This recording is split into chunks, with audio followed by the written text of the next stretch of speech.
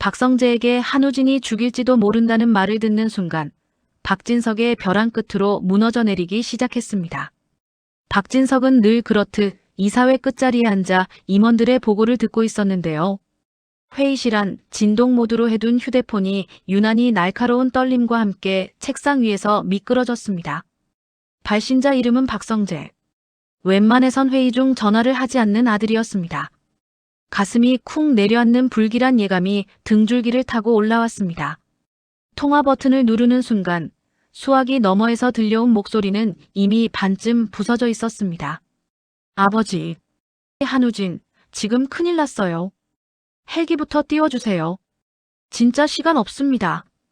평소 침착하기만 하던 아들이 이렇게까지 다급한 적은 단 한 번도 없었습니다. 박진석은 자리에서 벌떡 일어나며 비서실을 불렀습니다. 헬기 준비해. 좌표는 성재한테 바로 받도록 하고 국내 최고 의료진 전부 대기시켜. 그 한마디와 동시에 이 재벌가의 모든 권력과 자원이 한 사람을 향해 쏟아져 들어가기 시작했습니다. 한편 산속공터에서는 전혀 다른 풍경이 펼쳐지고 있었습니다. 흙바닥에 무릎을 꿇은 채 지은호는 축 늘어진 한우진을 끌어안고 있었습니다. 입술이 부르르 떨려 말이 잘 나오지도 않았습니다. 야, 한우진 숨 좀 쉬어봐. 놔두고 혼자 가지 말라고 했지 내가. 우진의 손끝은 얼음장처럼 차가워져 있었고 입술에는 피기가 하나도 남아있지 않았습니다. 지은호의 귀에는 조금 전 숲속에서 들었던 우진의 낮은 독백이 계속 맴돌고 있었는데요. 이제 좀 편해지고 싶다. 더는 누굴 대신해서 벌 받으면서 살기 싫어.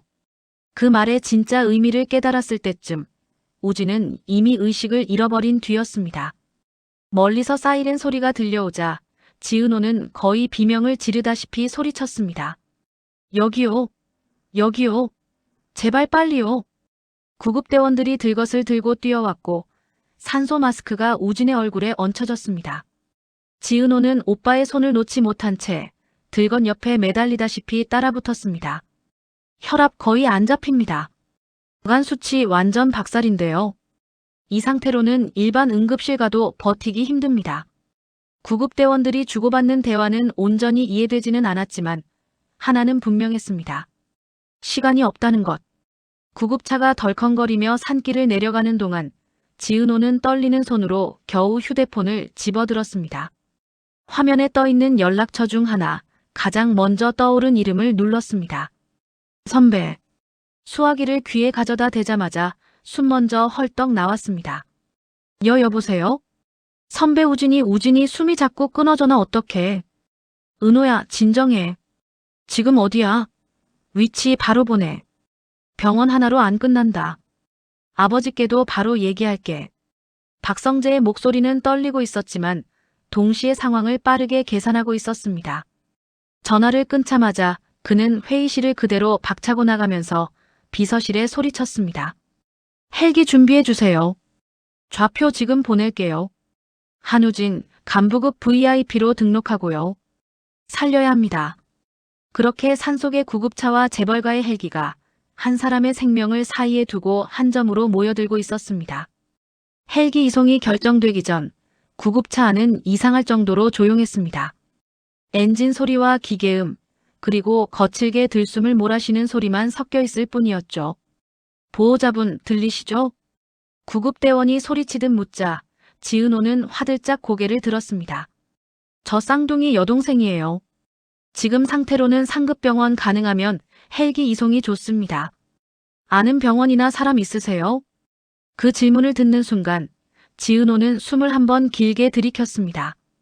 비밀이고 뭐고 따질 시간이 아니었습니다. 있어요. 선배가 아니, 저희 본부장이 벌써 움직이고 있을 거예요. 구급대원은 고개를 끄덕였습니다.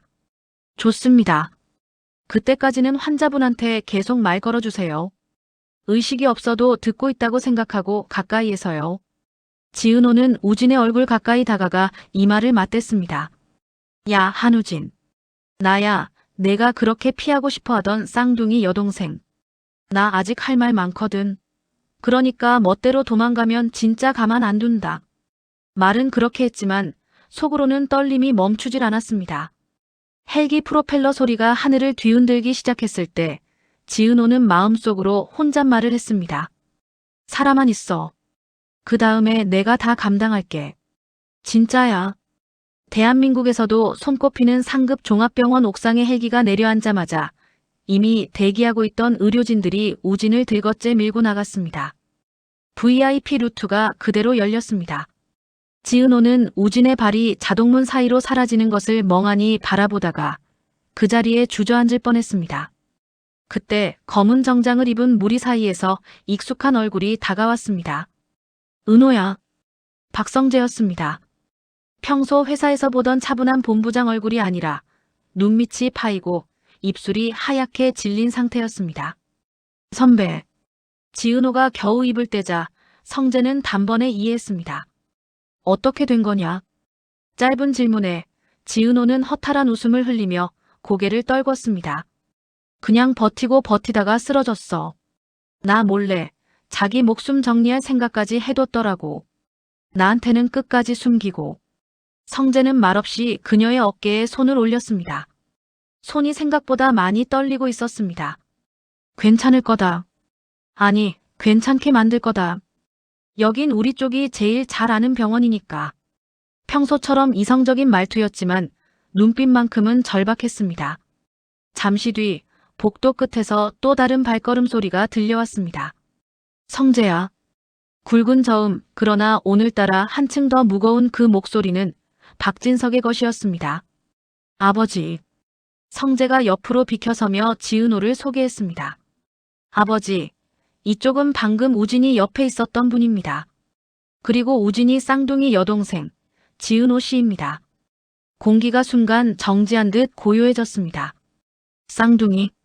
박진석은 믿기지 않는다는 듯 지은호를 쳐다봤습니다. 낯선데 또 묘하게 익숙한 얼굴. 어딘지 모르게 우진과 닮은 눈매와 인매가 겹쳐 보였습니다. 지은호는 잠깐 고개를 숙였다가 결심한 듯 얼굴을 들었습니다. 처음 뵙겠습니다. 저는 25년 동안 오빠가 있는지도 모르고 살았던 버려진 쪽 쌍둥이입니다. 버려진 쪽이라는 단어가 복도에 쿵 하고 떨어지는 듯 했습니다. 그게 무슨 말이야? 버려진 쪽이라니. 제 친엄마 고성애 씨가요. 회장님과 결혼하려고 오빠만 데려가고 저를 보육원 앞에 두고 갔습니다. 그러고 평생 모른 척했어요. 그 대신 오빠한테는 저 때문에 평생 죄책감 가지라고 말했겠죠. 지은호의 말이 이어지는 동안 박진석은 한마디도 할 수 없었습니다. 25년 전 그 장면이 머릿속에서 뒤틀린 채 재생되고 있었습니다. 비 맞으며 아이를 안고 버스 정류장 앞에 서 있던 고성이. 이 아이만큼은 살려달라며 울먹이던 눈. 버림받은 여자라고 스스로를 소개하던 그 떨리는 목소리. 그 모든 장면이 순간 쓰레기처럼 구겨져 버렸습니다. 그래서 지금까지 넌 혼자. 혼자는 아니었어요. 저한테도 엄마는 있었거든요. 피는 안 섞였지만 밥 챙겨주고 독감 걸리면 밤새 물수건 갈아주던 사람요. 그분이 진짜 엄마였어요. 지은호의 말에 정체 모를 부끄러움과 죄책감이 박진석의 가슴을 세게 후려쳤습니다. 잠시 뒤 담당 의사가 중환자실 앞에 나타났습니다. 보호자분들 맞으시죠? 박진석이 가장 먼저 나섰습니다. 예, 제가 아버지입니다. 지금 환자분 상태가 상당히 위중합니다. 심한 탈수와 영양실조, 그리고 간 기능이 거의 붕괴 직전입니다. 약으로 버티게는 해두었지만 근본적으로는 간이식이 필요합니다. 간이식이요? 가능하다면 혈연 쪽 공여자를 빠르게 찾는 게 좋습니다. 공여자분에게도 큰 수술이라 상당한 결심이 필요하고요. 그 말을 들은 순간 지은호는 망설임 없이 입을 열었습니다. 저 할게요. 저 쌍둥이 동생이에요. 이미 검사 한 번 받았고 적합 판정 나왔어요. 박진석과 박성재가 동시에 그녀를 쳐다봤습니다. 검사를 했다고. 오빠가 처음 얘기했을 때 혹시라도 필요할까 싶어서요. 결과도 들었어요. 제 간이 제일 잘 맞는다고. 박진석의 표정이 굳어졌습니다. 안 된다. 짧고 단호한 한마디였습니다. 회장님, 시간이. 의사가 조심스레 나서려 하자 박진석은 고개를 저었습니다. 이 아이는 이미 한 번 버려진 애야. 그 고생하면서 여기까지 버텼는데 내가 또 수술대에 눕히라고. 못해. 그건 어른이 할 짓이 아니다. 지은호는 입술을 꽉 깨물었습니다. 저 그냥 버려진 애 아니고요. 오빠 쌍둥이라고요. 제가 제 몸 가지고 결정하겠다는데 왜 못하게 하세요? 그래도 안 된다. 목소리는 점점 격해졌지만 그 안에 깔린 감정은 자기 혐오에 가까웠습니다. 내가 들인 여자 때문에 이 아이 인생이 엉망이 됐다. 그런데 그 죄까지 이 아이간으로 갚게 한다고. 그럼 누가 해요? 회장님이 직접 하시겠어요? 지은호의 말은 날카로웠지만 사실 절박함 그 자체였습니다. 놀랍게도 그 질문에 박진석은 멈칫하지 않았습니다. 그래. 가능하면 내가 하지. 그는 그대로 의료진 쪽을 돌아봤습니다. 내 검사 먼저 돌려요. 안 된다는 걸 직접 보고 나서 얘기합시다. 검사 결과는 예상대로였습니다. 회장님 송구스럽지만 연세와 기존 질환 때문입니다. 혈관 상태도 좋지 않고 지방간 수치도 높습니다. 수술은커녕 마취 자체도 위험합니다. 박진석은 한숨을 길게 내쉬며 벽에 기대 섰습니다. 그래, 역시 내 차례는 아니구나. 그의 시선이 옆에 서 있는 아들을 향했습니다. 성재야. 예, 아버지. 내가 아니면 이제 할 사람 없다. 박성재는 이미 그 말을 예상하고 있었던 듯 크게 놀라지는 않았습니다. 그 대신 짧게 웃으며 어깨를 한번 돌렸습니다. 알고 있었어요.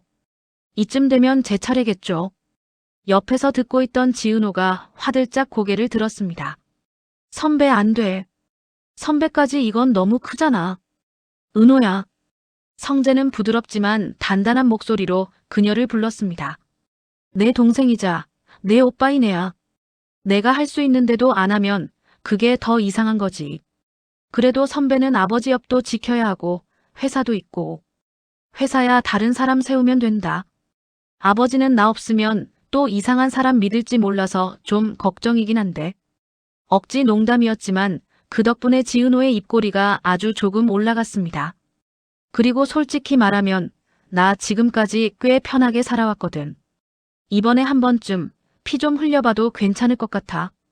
성재의 말에 박진석은 눈시울을 떠는 걸 겨우 참았습니다. 야 이놈아, 그걸 또 멋있게 포장하네. 그래도 아버지로서 뿌듯함이 스며 나오는 건 어쩔 수 없었습니다. 검사 결과 박성재의 간은 놀랍도록 건강했고 조직 적합성도 좋은 편이라는 판정이 나왔습니다. 의료진은 거의 기적에 가깝다고 말했습니다. 하지만 수술 진행에는 가장 중요한 절차가 하나 남아 있었습니다. 환자 본인의 동의. 잠시 의식이 돌아온 우진에게 가족들이 면회를 허락받았습니다. 가장 먼저 들어간 건 지은호였습니다. 야, 한우진. 그녀가 가볍게 부르자 우진의 눈꺼풀이 미세하게 떨렸습니다. 산소 마스크 너머로 나온 목소리는 거의 들리지 않을 만큼 작았습니다. 은호야. 응, 나야. 내가 그렇게 멀리 밀어내던 쌍둥이 여동생. 우진의 눈가에 눈물이 맺혔습니다. 미안하다. 진짜 미안하다. 너까지 끌어들이고 싶지 않았는데. 입 다물어. 지금 그 말은 1도 도움 안 돼. 지은호는 일부러 톤을 높였습니다. 감상에 빠지면 정작 해야 할 말을 못할 것 같아서였죠. 성재 선배가 자기 간주인데. 그 한마디에 우진의 눈빛이 크게 흔들렸습니다. 안 돼. 그러면 안 돼. 형은 회사도 있어야 하고 아버지도 옆에 있어야 하고. 그걸 내가 왜 걱정해. 피도 안 섞인 집에 들어가서 평생 죄인처럼 살다가 이제 와서 죽어버리겠다고 도망가려는 사람이. 말은 냉정했지만 그 속에는 애끓는 마음이 담겨 있었습니다. 나 없어도 다 괜찮을 거야. 우진이 힘겹게 말을 이었습니다. 아버지도 선배도 너도. 나 있으면 다 애매해지잖아. 이 집도 너네 집도. 그 말에 지은호의 눈빛이 번쩍였습니다. 야, 한우진. 또 내 맘대로 결론 내리고 있네. 그거 아주 나쁜 습관인 거 알지? 넌 태어나서 제대로 사랑받아 본 적이 없어서 그래. 없을수록 낫겠다. 피해만 주지 말자. 그런 생각이 몸에 배인 거야. 근데 말이지, 난 지금 처음으로 오빠라는 사람이 생겼는데 이제 와서 난 없어도 된다고 하면 그게 말이 되냐? 우진은 눈을 감았다가 천천히 떴습니다. 나 무서워. 소리가 겨우 들릴 정도로 작았지만 그 한마디로 충분했습니다. 안 무서울 리가 어디 있어. 그래도 무서운 거랑 포기하는 거랑은 다르잖아. 그치, 오빠. 길게 이어진 침묵 끝에 우진은 아주 미세하게 고개를 끄덕였습니다. 그 작은 움직임 하나가 여러 사람의 인생을 한꺼번에 끌고 가기 시작했습니다. 잠시 뒤 박진석과 박성재가 병실 안으로 들어왔습니다. 우진아. 박진석의 목소리는 낮고 떨렸습니다. 회장님. 우진이 그렇게 부르자 박진석의 눈썹이 깊게 찌푸려졌습니다. 야 이놈아. 내가 언제부터 다시 회장님이었냐? 내 입에서 아버지라는 소리 들을 때마다 내가 사람 같더라. 그 한마디에 우진의 눈가에서 눈물이 흘러내렸습니다. 피 한 방울 안 섞였다고 해서 그게 사라지는 줄 알았냐? 나는 이미 오래전에 마음으로 넣어놨다. 곁에서 보고 있던 박성재가 일부러 헛기침을 크게 했습니다. 야 한우진. 우진이 고개를 돌렸습니다. 내간 내 거다. 이건 협상도 아니고 회의 안건도 아니다. 그냥 통보야. 형, 하지마. 선배까지 그러면. 선배는 무슨. 25년 동안 내가 내 뒤에 붙어 다니던 그 시간 생각하면 이 정도는 해야 형 체면이 서지. 성재는 일부러 툭툭 농담을 섞었습니다. 그리고 솔직히 말하면 나 한 번쯤 누군가를 위해 크게 써보고 싶었거든. 회사 실적 말고 사람 목숨 말이야. 우진의 눈에서 눈물이 또르르 흘러내렸습니다. 형, 나 때문에 평생 건강 잃으면. 그럼 나중에 내가 매일 잔소리하면 되지. 내감 받고도 말 안 듣냐고. 그러니까 살아서 내 잔소리 다 듣고 가라, 한우진. 우진은 아주 천천히 눈을 감았다가 뜨며 다시 한번 고개를 끄덕였습니다. 알았어. 살게.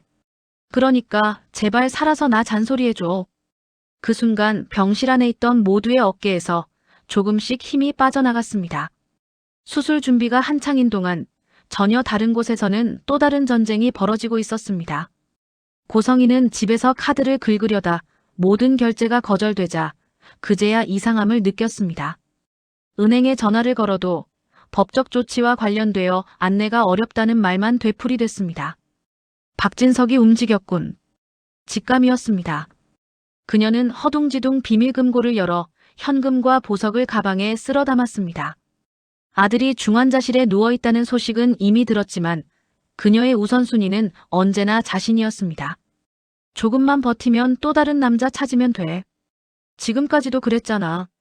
하지만 공항 출국장이 눈앞에 보이기도 전에 그녀는 공항 경찰에게 둘러싸였습니다. 고성애 씨 맞으십니까? 횡령 및 사기, 의료법 위반 혐의로 동행 요청드립니다. 무슨 헛소리야.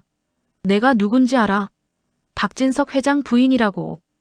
공항 한복판에서 쏟아지는 고성희의 비명에 사람들의 시선은 하나같이 차갑게 식어 있었습니다. 한편 병원 수술실 앞 복도에는 익숙한 얼굴들이 하나둘 모여들기 시작했습니다. 정순이와 지강호, 조옥래 할머니와 김장수 외할아버지, 그리고 박영나와 이지환, 조금 늦게 도착한 이지혁까지. 선배. 지은호가 힘없이 부르자 이지혁은 잠시 말없이 그녀를 바라보다가 물었습니다. 밥은 먹었냐? 선배, 지금 밥이 넘어가겠어. 넘어가든 말든 한 숟갈이라도 밀어 넣어. 너 쓰러지면 우진이 깨어나서 제일 화낼 사람, 나 말고 또 한 명 더 늘어날걸. 언뜻 뜬금없는 잔소리였지만 그 평범한 말투 덕분에 지은호는 잠깐이라도 현실로 돌아올 수 있었습니다. 옆에서 박영나가 작게 웃으며 거들었습니다. 오빠 말 좀 예쁘게 해. 은호 씨, 우리도 같이 기다릴게요. 우리 집이 요즘 뒤늦게 가족 늘리는 시즌이거든요. 이지환도 머리를 극적이며 한마디 보탰습니다. 저도요. 기사 겸 보디가드지만 이제는 가족 기사하는 기분이라 같이 있을게요. 그 말들이 얼어붙어 있던 공기를 조금씩 녹였습니다. 장장 10시간에 가까운 수술 끝에 수술실 위에 붉은 램프가 꺼졌습니다. 담당 집도의가 마스크를 벗으며 나와 말했습니다. 두 분 모두 수술 잘 끝났습니다. 아직 경과를 더 봐야 하지만 일단은 매우 성공적입니다. 그 말을 듣는 순간 박진석은 다리에 힘이 풀려 휘청거렸고 지은호가 재빨리 그를 부축했습니다. 괜찮으세요? 그래, 이제야 숨 좀 쉬겠다. 우리 아들들 둘 다 살았구나. 박진석의 눈에서 그동안 참아왔던 눈물이 한꺼번에 흘러내렸습니다. 며칠 뒤 회복실에는 한층 부드러운 햇살이 쏟아지고 있었습니다. 한 침대에는 배를 감싸 쥔 채 투덜거리는 박성재, 다른 침대에는 여전히 창백하지만 눈빛만큼은 살아난 한우진이 누워 있었고 그 사이에는 의자를 옮겨다니며 둘을 번갈아 보는 지은호와 박진석이 있었습니다. 형, 배 많이 아파. 아프지. 그러니까 평생 나한테 잘해라. 나중에 요양원 가면 너랑 은호가 한 번씩 돌아가면서 면회와라. 선배, 벌써부터 요양원 걱정해요? 지은호가 웃으며 끼어들자 성재는 일부러 심각한 표정을 지어 보였습니다. 야, 너 선배 목숨 빌려다 쓴 거야. 평생 이자 갚는다는 마음으로 살아라. 우진이 피식 웃었습니다. 그러면 나 평생 안 죽고 버텨야겠네. 그래. 그게 이번 거래 조건이다. 장난 섞인 주고받음 속에서도 세 사람의 눈빛에는 분명한 안도와 애정이 담겨 있었습니다. 잠시 후 우진이 조심스럽게 입을 열었습니다. 나 이제 어떻게 해야 할까? 질문은 짧았지만 뜻은 무겁고 컸습니다. 누구의 자식으로, 누구의 형제로, 그리고 누구의 오빠로 살아가야 할지에 대한 고민이 다 섞여 있었으니까요. 뭘 어떻게 해? 지은호가 가장 먼저 대답했습니다. 이제부터 나 괴롭히면 돼. 25년치 오빠 노릇 못 받은 거 하나씩 다 청구할 거야. 생일, 졸업식, 취업, 연애 상담, 이별 위로주, 싸움 후 화해까지. 할 거 많거든. 우진은 허탈하게 웃었습니다. 그럼 나 평생 갚아도 모자라겠다. 그래서 좋다는 거야. 평생 살아야 갚을 수 있으니까. 그 말에 박진석도 천천히 말을 보탰습니다. 그리고 우리 집에도 와라. 내가 불편하지 않은 속도로. 아버지라는 말 다시 안 해도 괜찮다. 다만 한 번쯤은 같이 밥 먹자. 피 얘기 안 하고 출신 얘기 안 하고. 우진은 한참 동안 천장을 바라보다가 고개를 돌려 박진석을 바라봤습니다. 알겠어요. 아버지. 그 한마디에 병실 안 공기가 또 한 번 바뀌었습니다. 한편 유치장 접견실에서는 차가운 공기가 감돌고 있었습니다. 수의를 입은 고성이는 고개를 푹 숙인 채 앉아 있었고 그 앞에 박진석이 서류 봉투 하나를 둔 채 앉았습니다. 내가 버린 줄 알았던 아이들 있지. 박진석이 천천히 입을 열었습니다. 사실은 내가 버리고 간 애들이더라. 고성희의 손끝이 미세하게 떨렸습니다. 한 아이는 내 죄 때문에 평생 죄책감에 시달리며 살았고 다른 한 아이는 보육원 문 앞에서부터 다시 시작했어. 웃기는 건 결국 그 둘이 서로 살려냈다는 거다. 박진석은 이혼 서류를 테이블 위에 밀었습니다. 넌 핏줄을 계산했겠지.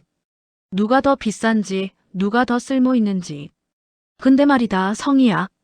내가 그렇게 버리고 싶어 했던 그 피가 결국 널 내 인생에서 밀어냈다. 그는 더 이상 미련 없이 자리에서 일어났습니다. 넌 여기서 끝이다. 내 인생에서, 그리고 아이들 인생에서. 철문이 쾅 닫히는 소리는 고성이가 만든 모든 거짓과 계산이 산산조각 나는 소리처럼 울려 퍼졌습니다. 남겨진 사람들의 이야기는 이제부터가 시작이었습니다. 지은호는 2개의 집과 2명의 어머니, 2명의 아버지 사이에서 자신이 서 있을 자리를 찾아야 했고, 우진은 버려진 아이도 대신 벌받는 죄인도 아닌 그저 한우진이라는 이름으로 어떻게 살아갈지 하나씩 배워 나가야 했고, 박성재는 이제 진짜 형이 된 마음으로 동생과 아버지, 그리고 회사까지 모두 지켜야 하는 어깨의 무게를 견뎌야 했습니다. 그리고 이 모든 소용돌이 한가운데에서 늘 묵묵히 서 있던 한 사람. 지은호에게는 선배이자 이 집안 사람들에게는 친구이자 동료인 이지혁도 자신이 어디까지 이 가족의 곁에 서 있을 것인지 조용히 답을 찾아가겠죠. 25년 동안 서로의 존재도 모르고 살아온 쌍둥이 남매가 이제 겨우 손을 잡았습니다. 버려졌던 시간만큼이나 앞으로 채워야 할 날들이 많습니다. 과연 이들이 그 공백을 어떤 기억들로 채워갈지, 버림과 배신으로 시작된 이 가족사가 진짜 화려한 날들로 이어질 수 있을지. 이제 막 열린 새로운 장 뒤에는 아직 펼쳐지지 않은 비밀과 선택들이 조용히 기다리고 있습니다. 그 다음 이야기가 궁금하다면 이 쌍둥이 남매가 어디까지 서로를 지켜낼 수 있을지 계속 지켜봐 주세요.